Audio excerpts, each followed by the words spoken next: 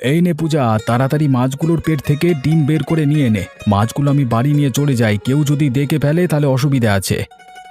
হ্যাঁ হ্যাঁ, তাড়াতাড়ি করছি। চলো বুড়িমা, এবার তাড়াতাড়ি বানাতে শুরু করি। বুঝলে বুড়িমা, আমার মনটা না কেমন একটা খচখচ করছে। তোমার আবার কিসের খচখচ করছে? গোপালের বুদ্ধিতে তো ভালোই একটা দোকান করা গেল, আবার কিসের চিন্তা? মোড়ল মশাইকে সবটা জানিয়ে করলেই সবটা হয়তো ঠিকই করতাম আমরা। এই গায়ে তো শত্রুর অভাব নেই গো। ঠিক দেখবে পেছনে জোকের মতো লেগে থাকবে। লেগে থাকবে কেন, গেছে হয়তো। ওই দেখো না, দূরে নীলিমা কাকিমা দাঁড়িয়ে আছে। কই কই দেখি। খবরটা ঠিক ওদের কানে পৌঁছে গেছে, দেখেছিস? গেছে বলেই তো এসেছে দেখতে।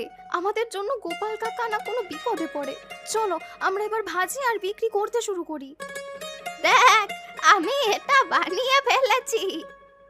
এটা তো পুরো ভাজা পিঠের মতো হয়ে গেছে।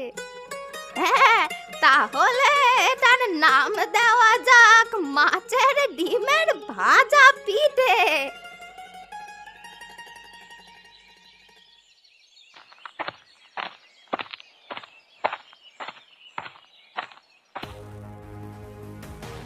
এই মোড়ল মশাই আপনাকে একটা দারুণ খবর দেওয়ার আছে।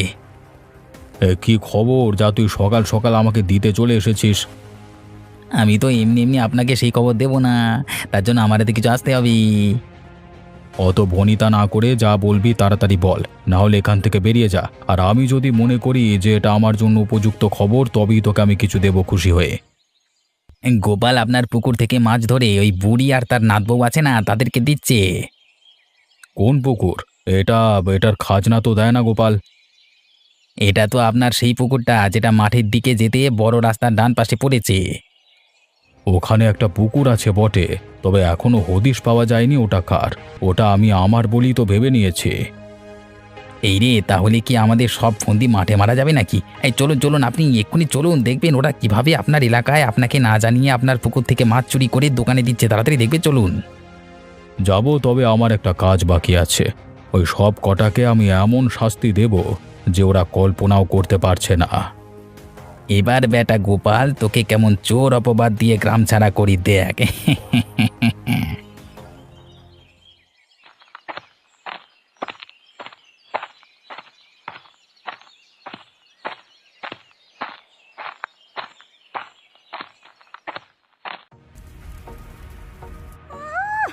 মেয়ে মানুষ হয়ে আবার দোকান চালাচ্ছে।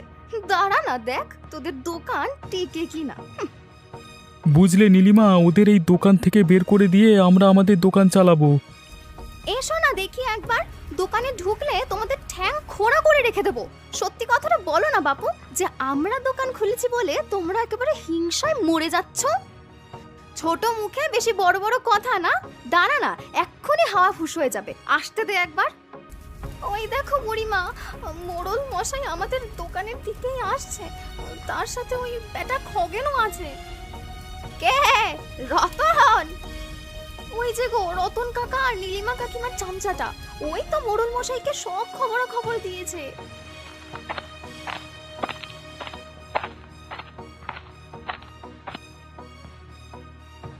আসুন মোড়ল মশাই, আসুন, দেখুন আপনার পুকুর থেকে মাছ চুরি করে সেই মাছের ডিম দিয়ে কি সব বানিয়ে আবার বিক্রি করছে। বন্ধ কর তোরা, বন্ধ কর তোরা এই দোকান, না হলে আমি লোক লাগিয়ে সব ভেঙে দেব। এমন সর্বনাশ করবেন না, দয়া করে আমাদের এই দোকান ভাঙবেন না। আমরা না খেতে পেয়ে মরে যাব। একদম কোনো কথা শুনবেন না, আপনার যা মনে আছে আপনি করে ফেলুন। তোর এত কিসের রাগ রে আমাদের ওপর? এত হিংসা করার কি আছে? তোর যদি মুরত থেকে থাকে তাহলে তুইও খা না সৎ পথে রোজগার করে। তোরা লোকের পুকুর থেকে মাছ চুরি করে এনে সৎ পথে রোজগার করছিস, সেটা তাই তো? যদি বলেন তাহলে এদের দুজনকেই দেই দুঘা করে। আমি তো এখানে দাঁড়িয়ে রয়েছি, তোমার সাহস কি করে হয় ওদের গায়ে হাত দেবার? আমি যখন এখানে এসেছি তখন আমি এর বিচার করব। আমার ভুল হয়ে গেছে মোড়ল মশাই। তোরা এই মাছ কোথাকার পুকুর থেকে আনছিস সেটার আগে উত্তর দে। না মানে ওই আর কি। কি আমতা আমতা করছিস? আমার কাছে কিন্তু সব খবরই আছে। ওই মাঠের দিকে যেতে বড় রাস্তার ডান পাশে পুকুরটা, ওটা আমার পুকুর। কিন্তু গোপাল কাকা যে বললো ওটা ওর পুকুর। তাহলে গোপালই তোদেরকে মাছের যোগান দিচ্ছে, তাই তো? গোপালকে তো আমি পরে দেখছি, আগে তোদের পেট থেকে সব কথা বের করি। আর কি বলেছে গোপাল বল? ওই পোড়ার মুখী গোপালের নামটা নিলি যে বড়, ওকে বলেছিল তোর মনে নেই?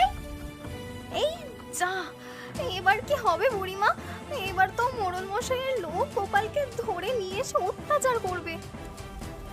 না না, মুখ ফসকে বলে ফেলেছি, ওটা গোপাল কাকা নয়, ওটা অন্য লোক। চুপ, একদম মিথ্যে কথা বলবি না।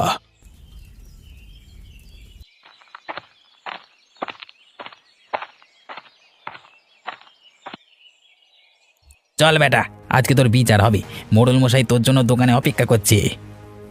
আমি কি এমন করেছি যে আমার বিচার হবে? সেটা তো ওখানে গেলেই দেখতে পাবি।